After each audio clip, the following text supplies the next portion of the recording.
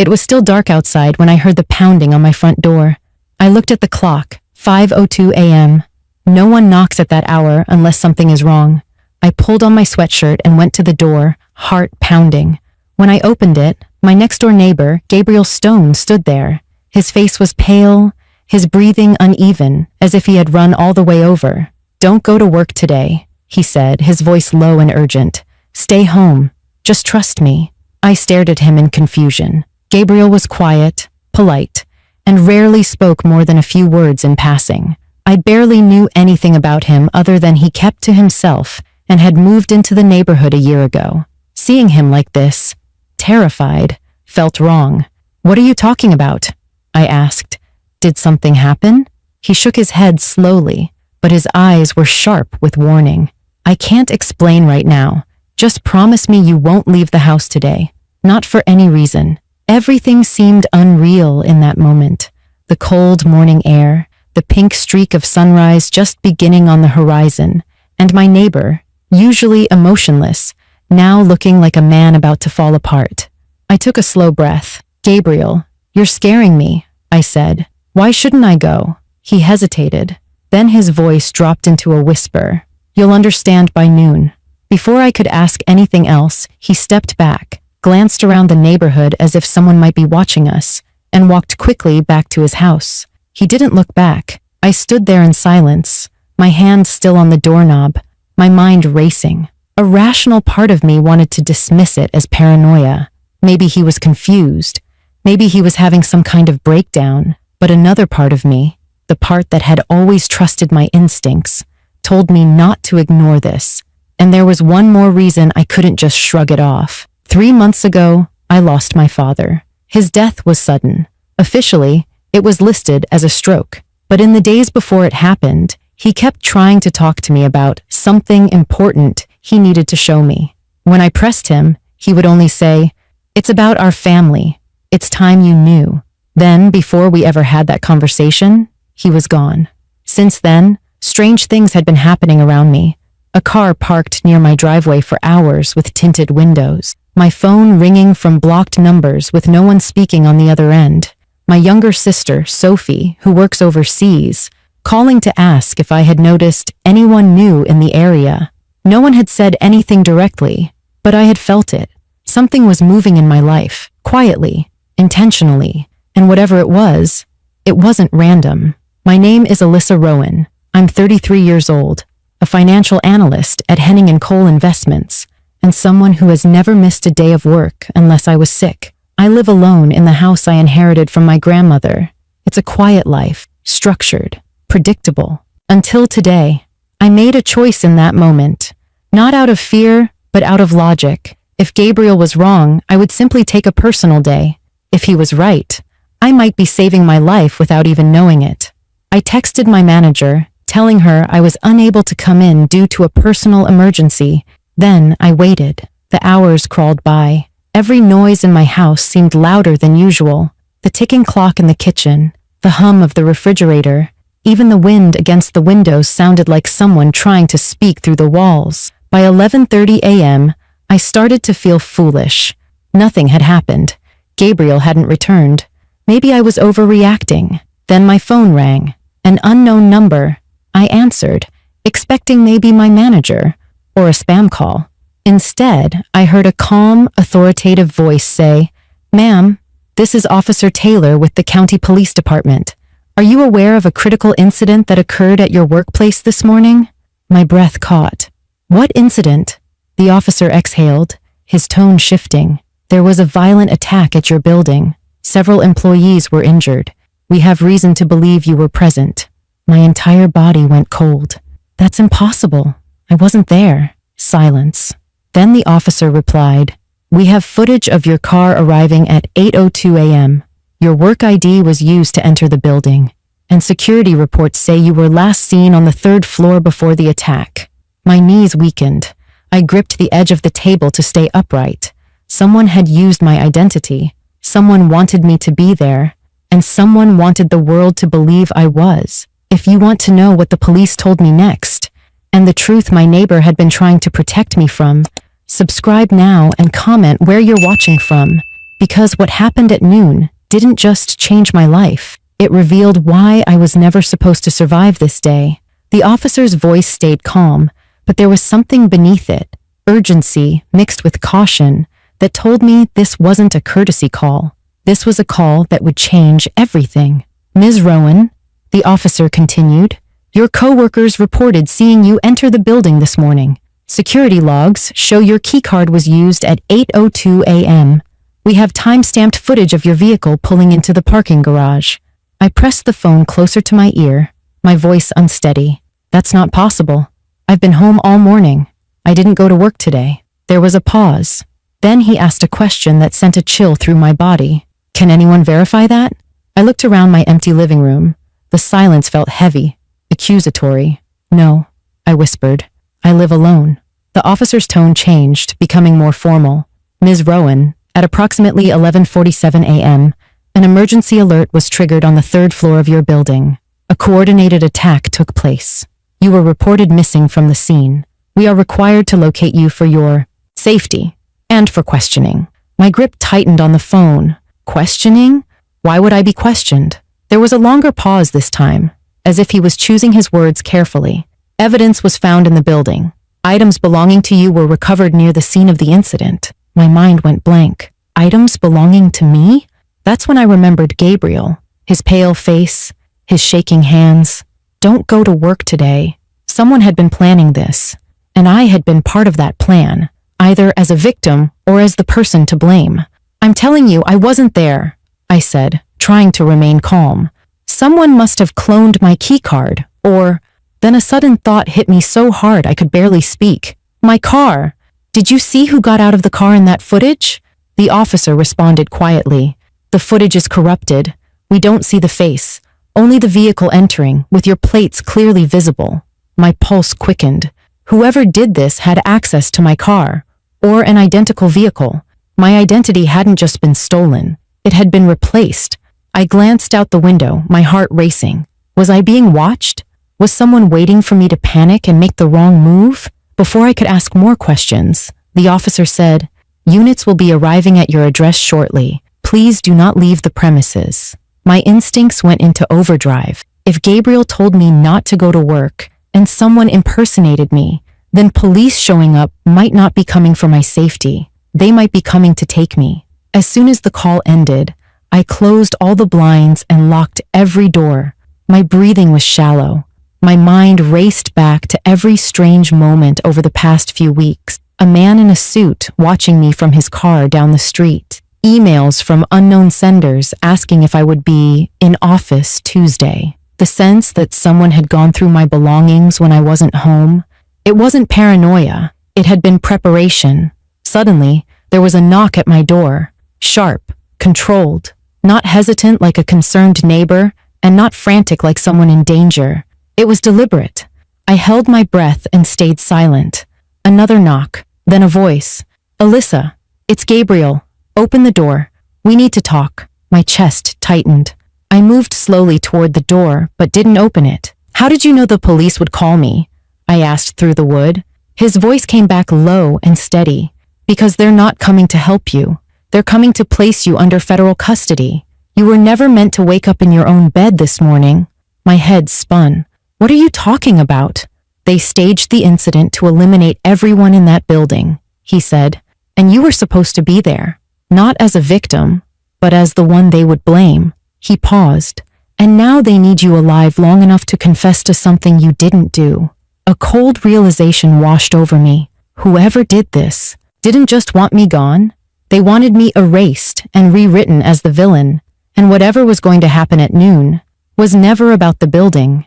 It was about me. I opened the door slowly, not because I trusted Gabriel completely, but because I trusted fear even less. His eyes were locked onto mine the moment the door cracked open, sharp, watchful, as if he was scanning for any signs we were not alone.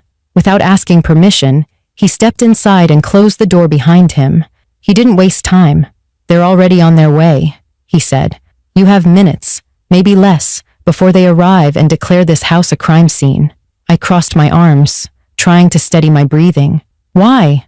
Why me? What's going on?" He didn't answer immediately. Instead, he went to the kitchen window and scanned the street. Then he lowered his voice. Alyssa, I didn't move here by accident. I moved here to watch over you. Your father asked me to. The words hit me like a physical blow. I took a step back. My father? No. My father was an accountant, a normal man. He never. Gabriel turned to face me. Your father never worked in finance. That was his cover. He was involved in a covert federal investigation for nearly 2 decades. And you were part of the reason. My mouth went dry. What does that mean? Gabriel reached inside his jacket and pulled out a small black envelope. Your father knew something like this would happen one day. He left this for you. I hesitated before taking it. My fingers shook as I unfolded the paper inside. There was a handwritten note. Alyssa, if you are reading this, then what I feared has come to pass. You are not in danger because of anything you did. You are in danger because of who you are. There is more to your identity than you know. Gabriel will tell you the rest. Trust him as you once trusted me. Do not surrender yourself. If they take you in, you will disappear. Dad, my knees weakened. My father had known. He had been trying to prepare me. All those times he said, there are things you're better off not knowing yet. I thought he was being dramatic. Now those words came back to me like warnings from a ghost. Gabriel met my eyes. They're not just framing you. They're reclaiming you. Reclaiming? I repeated, my voice barely above a whisper. You were never just a civilian, Gabriel said. Your birth was not a coincidence. Your identity was constructed. Your father uncovered a classified biogenetic program, one tied to prominent families, influential bloodlines. When he refused to cooperate, he became a liability. His death was not natural. You were meant to be eliminated next, but they found a better use for you. My heart thundered. To use me as what? He took a step closer. As a scapegoat. They needed a narrative that would justify the next phase of their plan. A false flag event. A manufactured tragedy. With you as the face of it. Avant, realization burned through me. Every strange moment, every shadow I had ignored, had been leading to this point. So all of this was staged to destroy my life? I asked. Gabriel's gaze was firm. Not just your life, your legitimacy. Once they declare you a national threat, they can seize every file connected to your father's investigation. They can erase the truth he died trying to protect. He reached into his coat again, and this time pulled out a metal key card with a red emblem. This is access to a secure storage vault your father used. It contains encrypted files that name the people behind this operation. If you don't reach that vault before they reach you, everything your father died for will be buried forever. I stared at the keycard in his hand, then back at the note from my father. My entire life, I had believed I was ordinary, replaceable, invisible. Now I understood the truth. I was never invisible. I was never replaceable. I was watched. Because I was the last piece of a puzzle someone powerful didn't want solved. Suddenly, the distant wail of sirens began to echo across the neighborhood.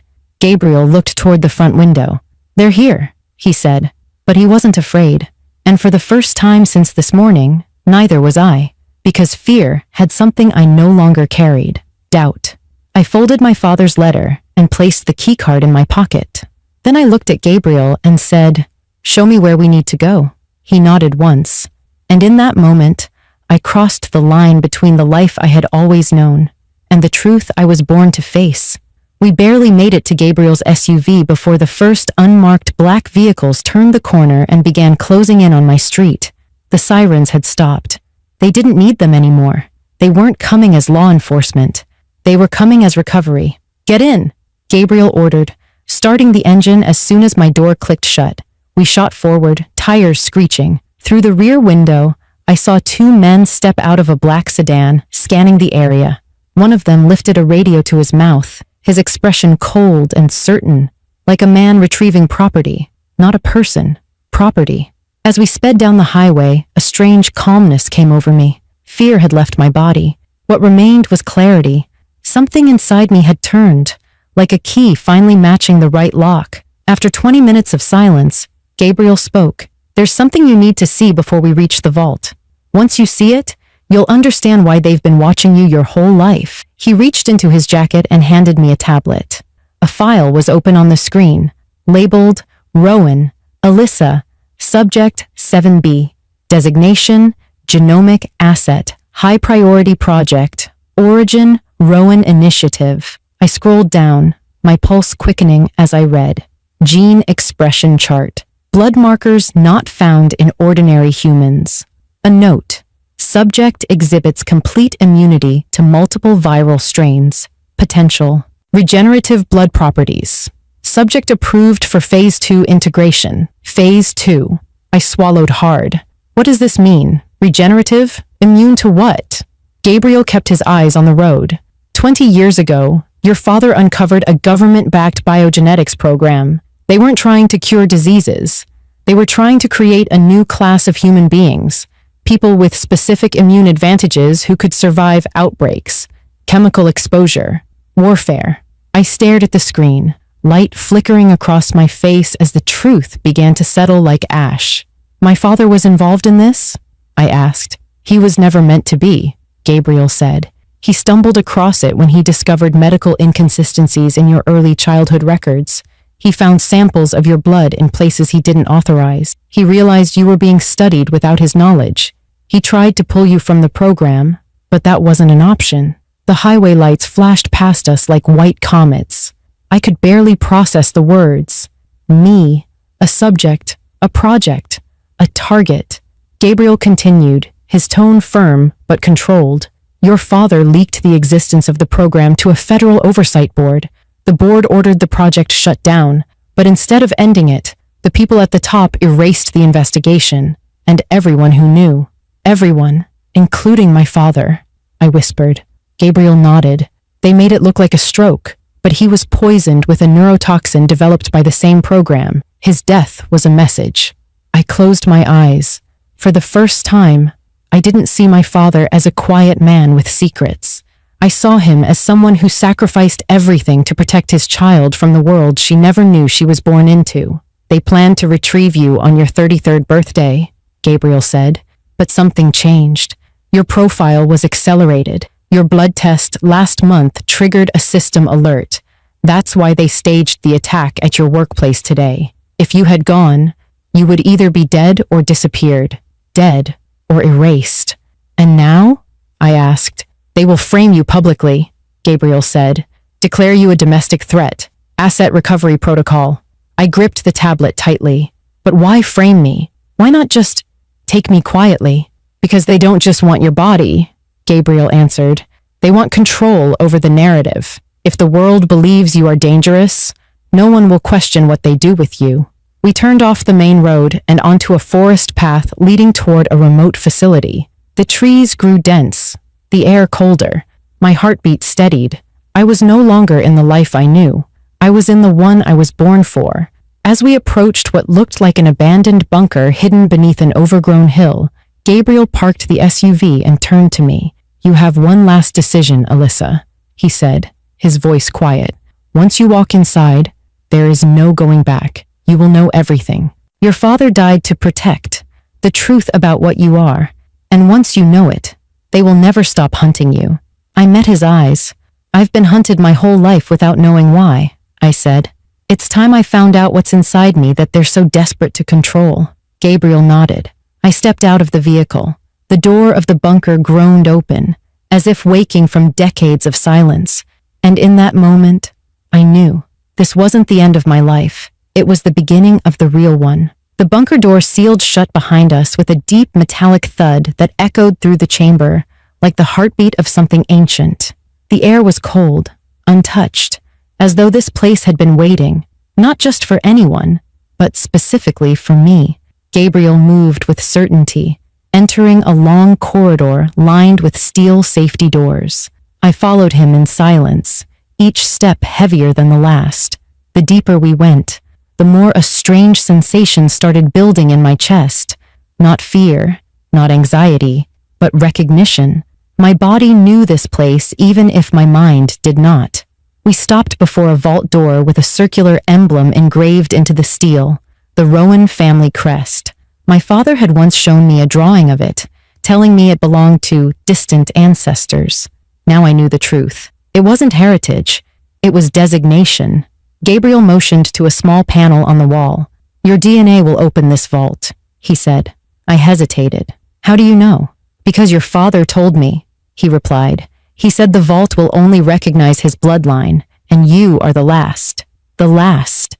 It struck me that I wasn't just unlocking a door. I was unlocking the final secret of my family's existence. I pressed my palm to the scanner. A pulse of light ran along my skin. The vault emitted a soft chime, then slowly rotated open. Cold air spilled out, and with it came a scent that made my chest tighten. Old paper, memory, and something else. Home. The room inside was circular and lined with shelves of black boxes, each labeled with coded numbers. At the center was a glass pedestal, and on that pedestal, sealed inside protective casing, was a single leather-bound journal, my father's journal. Hands trembling, I lifted the casing and opened to a bookmarked page. There was a letter addressed to me in his handwriting.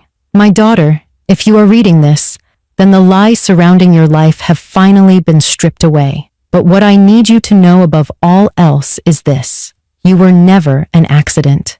You were never property. You were the first successful proof that human immunity can evolve naturally. They did not create you. You were born with what they have spent decades trying to manufacture. It is not what was done to you that makes you powerful. It's what you already are. You are the future they fear. I closed my eyes as tears blurred the ink. My father didn't just die to protect me. He died to protect what I represented. Not a weapon, a hope. On the next page was a final instruction. There is a decision only you can make. At the far end of this vault lies the master control terminal. One command will give them what they've always wanted, your compliance. The other will release every classified document tied to the Rowan Initiative to the public. Once you choose, the world will be changed forever. I looked at Gabriel. He didn't try to influence me. He simply said, your father trusted you to decide not as a subject, but as a human being. My legs felt heavy as I approached the control terminal. 2 buttons glowed softly under glass. Acquisition protocol, signaling surrender. Revelation protocol, triggering public exposure. If I chose the first, I might survive, but at the cost of my freedom and the truth. If I chose the second, I would make myself the enemy of powerful people who had already killed to hide this secret. I pressed the second button. A low hum filled the chamber. A countdown appeared on the screen. Data began flooding onto secure channels preset by my father. Evidence, names, financial trails, all streaming to global media outlets, encrypted but traceable. There was no turning back. Gabriel exhaled. It's done. You just changed the world. Suddenly, alarms blared. They had found us. Our time was up. But I was no longer afraid. For the first time in my life, I wasn't hiding behind what I thought was safety. I was standing in the light of truth. We have to leave now, Gabriel said urgently. As we rushed toward the exit tunnel, my father's last words echoed in my mind. You were not born to be controlled. You were born to reveal what control really is. We emerged into the cold night. Helicopters thundered above. Searchlights cut through the trees. But I no longer saw them as hunters. I saw them as the first wave of a dying lie, and I was no longer running from them. I was leading the fight against them, because I wasn't just surviving anymore. I was becoming what my father had always believed I could be, not a subject, not a victim, but the beginning of something entirely new.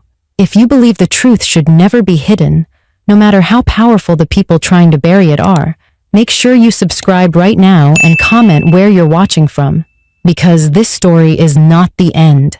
It's the warning of what's coming next.